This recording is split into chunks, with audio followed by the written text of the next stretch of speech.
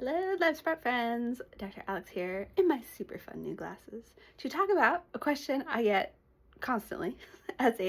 Anytime I tell anybody I'm a pediatric chiropractor, I inevitably get asked the question that you might have too. Why, oh why, would a baby need to be adjusted? And I'm just going to share some stories about why that is. There are many, many reasons. Some of the most recent ones that I've had some kids and babies and young people come in have been the 3-year-old who suddenly developed seizures and who just is always really tight in her body, and her mom couldn't touch certain areas of her back, and she had a very traumatic birth experience, which is a very common reason that I see a lot of kids in the office in my practice. I had a new baby come in this past week, who was another example of this. Fussy, crying all the time. Parents just can't figure out how to console him. Just chronically very unhappy and grumpy. Another very traumatic birth experience where mom had a high level of stress, and labor was also super fast. He was born in an hour and a half from when she got to the hospital and had just started dilating. So I also have kids who come in just to be well, and just because their parents know that it makes a difference. I have kids come in for breastfeeding issues and latch issues. They can't latch, and it's not always about a lip tie. It can be about they can't turn their heads in both directions. Anything that's asymmetrical. I had a 13-month-old come in today who hasn't crawled yet, and she instead scoots on her bum.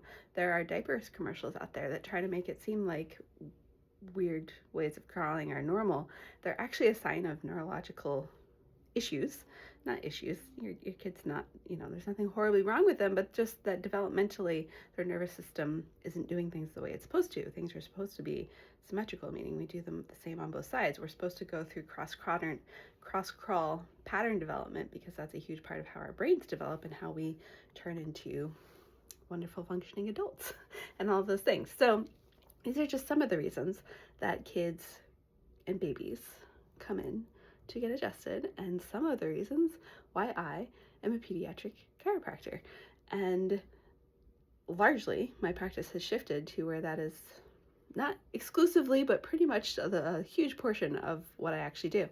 And so if you're a parent, some of these, the newer baby I had this week that reminded me of my son's birth story, because he was born a little early. They ended up in the NICU for a couple of days for various reasons and went through that experience, which is stressful. We've been talking a lot about stress on these lots of the weeks, and our kids, our babies, they experience our stress and they experience their own stress. We live in this incredibly toxic, high-paced world where, kids especially are inundated with screens and with things that are really easy for their brains to grasp, but that are impacting them psychologically and emotionally and all of these things. And we're trying to figure out how to help them navigate it, while also trying to figure out how to navigate ourselves, because they feed off of us and they know if we're stressed, and they respond to that stress if they're nonverbal yet. And when they're in utero, they respond to the stress going on in our lives. And I experienced that when I was pregnant. I was working for the guy who, if you're from Fairbanks, he blew up Chena Ridge. And when I was about 6 months pregnant, the troopers and the BATF and all these people came in and searched the office, and they'd arrested him for setting off a stick of dynamite on Chena Ridge. Anyways, I was in this environment that was really toxic and really stressful, and my body tried to go into labor at 31 weeks.